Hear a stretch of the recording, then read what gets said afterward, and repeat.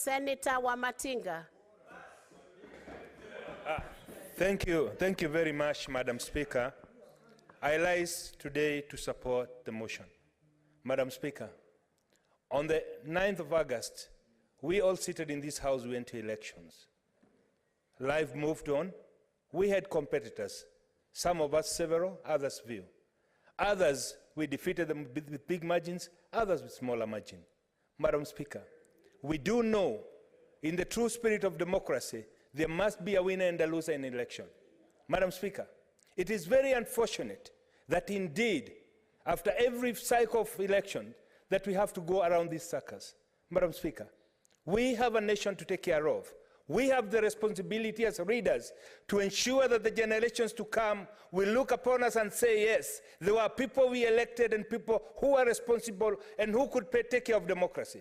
Madam Speaker, that calls us to be able to lose and go on, Madam Speaker, because every 5 years we have re-elections again. Madam Speaker, it is very unfortunate and indeed very deceptive and mockery of democracy that we can stand and tell Kenyans that we are standing and calling demonstrations because we want to bring the cost of living down. Madam Speaker, the cost of living can only be brought down through hard work, people planting and harvesting. Madam Speaker, because there is a God who lives, we are going to have a bumper harvest. We are going to have enough food, Madam Speaker. But there are those who are convinced, Madam Speaker, that unless they are in power, this country can never be in peace. It is so unfortunate, Madam Speaker, that we as a House can stand here and debate how we will actually destroy Kenyan property in the name of bringing the cost of food down. Madam Speaker, it does not take a genius to know that you cannot bring the cost of living down by destroying property. You cannot bring the cost of living down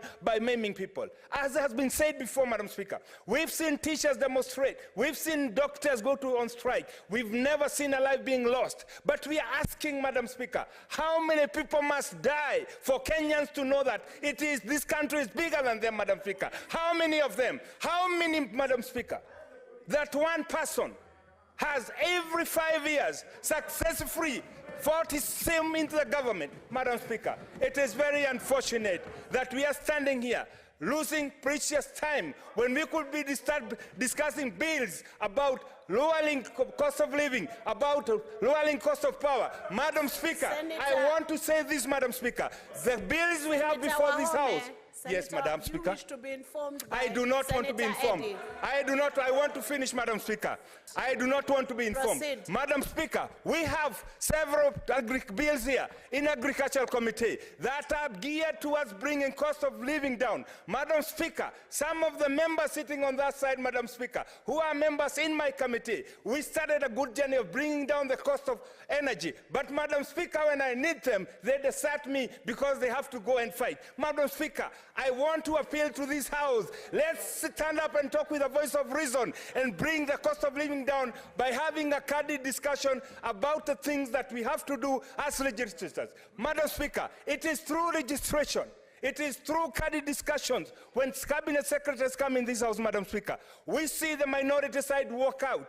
An opportunity that they have, Madam Speaker, to ask questions that really they feel that are important. Madam Speaker, let's not lie no more to Kenyans. Let's say it's all about ourselves. Let's say it's all about power. And if you have to have negotiations, any discussions, Madam Speaker, it must be from everybody, from the MCA who lost all the way to the president who lost. Because it cannot be. In an election where we have 6 candidates, the only problem we have is one single candidate, Madam Speaker. It is so unfortunate that this country has been held hostage by one single person who believes it's either his way or the highway, and he does not care how many Kenyans are going to die for him to get to power. Madam Speaker, we must stand to be counted. That is time that we stood for Kenyans and say this country is bigger than ours. It is bigger than one person. Madam Speaker, as I sit down, I want to urge the minority side, let's close ranks and say what it is that disturbs you. We see it as leaders. We do not have to go kill Kenyans. I see a senator, a young man here, who has a potential, but he's painting his hands with blood. Madam Speaker, it is so unfortunate that 30 years down the line, when we are long gone, people will remember this is the person who used to lead the death of young people. Madam Speaker, I support.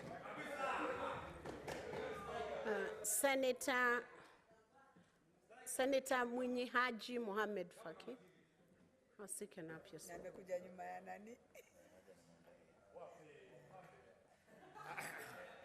Asante Speaker kwa kunipa fursa hii.